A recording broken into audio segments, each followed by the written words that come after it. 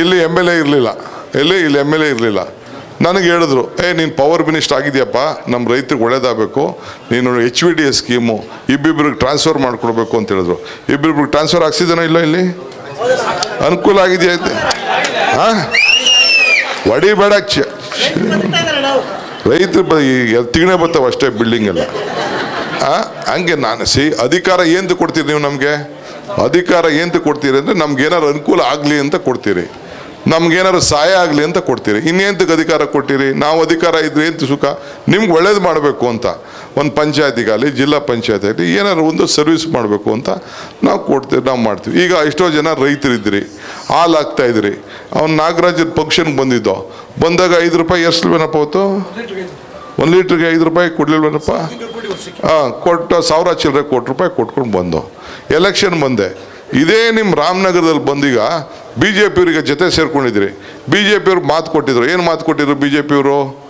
ನಾನು ಕಪ್ಪಣ ಎಲ್ಲ ತಗೊಬಂದ್ಬಿಡ್ತೀನಿ, ವಿದೇಶರೆಲ್ಲ ಮಡಗ್ಬಿಟ್ಟವ್ರೆ, ಕಾಂಗ್ರೆಸ್ ಅವರು ಬೇರೆಯವರೆಲ್ಲ ಹೊಡೆದು ಆ ಬ್ಯಾಂಕಿಂದ ಎಲ್ಲ ತಗೊಬಂದು ಎಲ್ಲರೂ ಜನ್ಧನ್ ಅಕೌಂಟ್ ಓಪನ್ ಮಾಡಿ ನಿಮ್ಮ ಅಕೌಂಟ್ಗೆ 15 ಲಕ್ಷ ಕೊಡ್ತೀವಿ ಅಂತ ಹೇಳಿದ್ರು. ನಿಜನಾ ಸುಳ್ಳು? ಬತ್ತೇನೆ ನಿಮ್ಗೆ ಯಾರಿಗಾರು ದುಡ್ಡು? ನಟರಾಜ ನಿನ್ಗೇನ ಬತ್ತೇನೋ? ನಾಗರಾಜ ನಿನ್ಗೆ ಬತ್ತೇನೆ? ಯಾರಿಗೂ ಇಲ್ಲ. ನಗ್ತಾವ ನಮ್ಮ ರಾಜು, ನಿನ್ಗೇನೋ ಬಂದಿರಬೇಕು ಅಂತ. ಬಾಲಕೃಷ್ಣಗೇನೋ ಬರಲಿಲ್ಲ ಬಿಡಿ, ನಿಮ್ಗೆ ಯಾರಿಗೂ ಬರಲಿಲ್ಲ. ಓಲೆ ಉದ್ಯೋಗ ಏನಾದ್ರು ಉದ್ಯೋಗ ಕೊಟ್ರಾ? ಇಲ್ಲ ರೈತರಿಗೆ ಏನಾರು ಅದೇ ಏನಾರು ಡಬಲ್ ಆಯ್ತಾ? ಅದು ಇಲ್ಲ, ಅದು ಇಲ್ಲ. ಈಗ ನಾನು ಪಕ್ಷದ ಅಧ್ಯಕ್ಷ ಆದ್ನಪ್ಪ, ನಮ್ಮನ್ನ ಇಳಿಸ್ಬಿಟ್ರು, ನನ್ನ ಜೈಲಿಗೂ ಹಾಕ್ಬಿಟ್ರು. ಏನು ಮಾಡಬಾರ್ದು, ಏನು ತಪ್ಪು ಮಾಡ್ಬಿಟ್ಟಿದ್ದೀನಿ ಜೈಲಿಗೆ ಹಾಕಿ?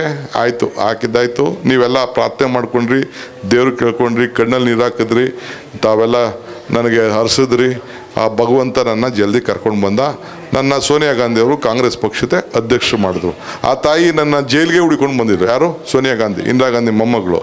ನಿನ್ಗೆ ಒಳ್ಳೇದಾಗಬೇಕು ಅಂತ ಮಾರನೆಗೆ ನನ್ನ ಕೋರ್ಟ್ ಅವರು ಬಿಟ್ಟರು, ಬಂದೆ, ಅದು ಆಯಿತು. ಆದಮೇಲೆ ಪಕ್ಷದ ಅಧ್ಯಕ್ಷರು ಮಾಡಿದ್ರು. ಬೆಳಗ್ಗೆ ಸಾಯಂಕಾಲ ದುಡ್ದು ಪಾರ್ಟಿ ಕಟ್ತೋ, ಪಾರ್ಟಿ ಎಲ್ಲ ಕಟ್ತೋ, ಎಲ್ಲ ಆಯಿತು. ಕಟ್ಟೆಲ್ಲ ಆದಮೇಲೆ ಕೊನೆಗೆ ನಿಮ್ಮೂರಿಗೆ ಬಂದೆ. ನಾನು ಬಂದು ಕಾರ್ಡ್ ಹಂಚಿದೆ. ಇದೇ ಒಬ್ಳಿಲ್ಲ ಕಾರ್ಡ್ ಹಂಚಿದ್ದು.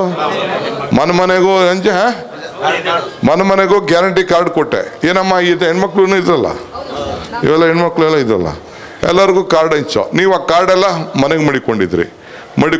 ಕಾರ್ಡ್ ಎಲೆಕ್ಷನ್ ಬಂತು, ಬಾಲಕೃಷ್ಣ ಗೆದ್ದರು, ನಾನು ಗೆದ್ದೆ, ನಮ್ಮ ಇಕ್ಬಾಲ್ ಗೆದ್ದ. ಒಟ್ಟು 136 ಸೀಟ್ ಗೆದ್ದು. 136 ಸೀಟ್ ಗೆದ್ದ ದಿನವೇ ವಿಧಾನಸೌಧಕ್ಕೆ ಹೋಗಿ ನನ್ನ ತಾಯಂದಿರಿಗೆ ಮಾತು ಕೊಟ್ಟಿದ್ದೀವಿ, ನುಡಿದಂತೆ ನಡಿಬೇಕು. ನಾವು ಓಟ್ ಹಾಕಿ ನಮ್ಮ ಮೇಲೆ ನಮ್ಗೆ ಓಟ್ ಹಾಕವ್ರೆ, ನಾವು ಅವ್ರಿಗೆ ಸಹಾಯ ಮಾಡಬೇಕು ಅಂತೇಳಿ ಮೊದಲನೇ ದಿನ ತೀರ್ಮಾನ ಮಾಡಿ 5 ಗ್ಯಾರಂಟಿಗಳನ್ನು ಸೇರಿ ನಾವು ಕೊಡಬೇಕು ಅಂತ ತೀರ್ಮಾನ ಮಾಡ್ದೋ. ಫಸ್ಟೇ ಯೋಚನೆ ಮಾಡ್ದೋ, ಹೆಣ್ಮಕ್ಳು ಪಾಪ ತಾಯಂದಿರು ಮಕ್ಕಳು ಮನೆಗೆ ಹೋಯ್ತಾರೆ, ಮಾವನ ಮನೆಗೆ ಹೋಯ್ತಾರೆ, ಸೊಸೆ ಮನೆಗೆ ಹೋಯ್ತಾರೆ, ಇನ್ನೊಂದು ದೇವಸ್ಥಾನಕ್ಕೆ ಹೋಯ್ತಾರೆ, ಕೆಲಸಕ್ಕೆ ಹೋಯ್ತಾರೆ, ಹಾಸ್ಪಿಟ್ಲಿಗೆ ಹೋಯ್ತಾರೆ, ಧರ್ಮಸ್ಥಳಕ್ಕೆ ಹೋಯ್ತಾರೆ, ತೀರ್ಥಯಾತ್ರೆಗೆ ಹೋಯ್ತಾರೆ, ಕಬ್ಬಾಳಿಗೆ ಹೋಯ್ತಾರೆ. ಎಲ್ಲ ಹೋಗೋರಿಗೆ ಬಸ್ಸಲ್ಲಿ ಫ್ರೀ. ಯಾಕೆ ಫ್ರೀ ಅಂತಂದರೆ ನಾವು ಭಾರತ್ ಜೋಡೋ ಯಾತ್ರೆ ಮಾಡ್ದೋ, ನಾವು ಮೇಕೆದಾಟು ಯಾತ್ರೆ ಮಾಡ್ದೋ. ಮೇಕೆದಾಟು ಯಾರಿಗೋಸ್ಕರ ಮಾಡ್ದೋ? ಕುಡಿಯೋ ನೀರಿಗೋಸ್ಕರ ಮಾಡ್ದೋ. ಭೂಮಿ ತನವಾಗಬೇಕು, ಕೆರೆ ತುಂಬಿಸ್ಬೇಕು ಅಂತ ಮಾಡ್ದೋ. ಕಾವೇರಿ ಜನ ಪ್ರದೇಶಕ್ಕೆ ಅನುಕೂಲ ಆಗಬೇಕು ಅಂತ ಮಾಡ್ದೋ. ಭಾರತ್ ಜೋಡೋ ಯಾಕೆ ಮಾಡ್ದೋ? ಬೆಲೆ ಏರಿಕೆ ಜಾಸ್ತಿ ಆಗ್ಬಿಟ್ಟಿದೆ. ಪೆಟ್ರೋಲ್ ಬೆಲೆ ಜಾಸ್ತಿ ಆಯಿತು, ಡೀಸೆಲ್ ಬೆಲೆ ಜಾಸ್ತಿ ಆಯಿತು, ಗ್ಯಾಸು 400 ಇದ್ದಿದ್ದು 1000 ಆಗೋಯ್ತು, ಉಪ್ಪಿನ ಬೆಲೆ ಜಾಸ್ತಿ ಆಗೋಯ್ತು, ಸೋಪ್ ಬೆಲೆ ಆಗೋಯ್ತು, ಅಡುಗೆ ಎಣ್ಣೆ ಬೆಲೆ, ಅಡುಗೆ ಎಣ್ಣೆ ಅಂದರೆ ನಿಮ್ಮೆಣ್ಣೆ ಅಲ್ಲ, ಅಡುಗೆ ಎಣ್ಣೆ 90 ಇದ್ದಿದ್ದು 200 ಬಂದ್ಬಿಡ್ತು. ಇವ್ರದ್ದು ಎಷ್ಟಾಯ್ತೋ ನನಗೆ ಗೊತ್ತಿಲ್ಲ. ಈಗ ಅದು ಜಾಸ್ತಿ ಆಗೋಯ್ತು ಅಂತ ಹೇಳ್ತಾನೆ. ಅಂತ ಅಂದ್ಬಿಟ್ಟು ನಾವು ಹೆಣ್ಣು ಕುಟುಂಬದ ಕಣ್ಣು ಅಂತ ಹೆಣ್ಮಕ್ಳಿಗೆ ನೇರವಾಗಿ ನಂಬಿಕೆ ಇಟ್ಟು ಈ ಗಂಡಸರ ಕೈಗೆ ದುಡ್ಡು ಕೊಟ್ಟು ಸರಿ ಇಲ್ಲ ಅಂತ 2,2 ಸಾವಿರ ಕೊಡ್ತೀವಿ ಅಂತ ನಾನು ಸಿದ್ದರಾಮಯ್ಯ ಇಬ್ಬರು ಚೆಕ್ ಇರೋ ಸುಮ್ಮನೆ ತರಲೆ ನೀನು ಚೆಕ್ ಸೈನ್ ಹಾಕ್ದೋ. ಚೆಕ್ ಇತ್ತು ತಾನೇ, ಸೈನ್ ಹಾಕಿ ಇಬ್ರು ಏನಂತ ಹೇಳ್ದೋ, 200 ಯೂನಿಟ್ಟು ಉಚಿತ.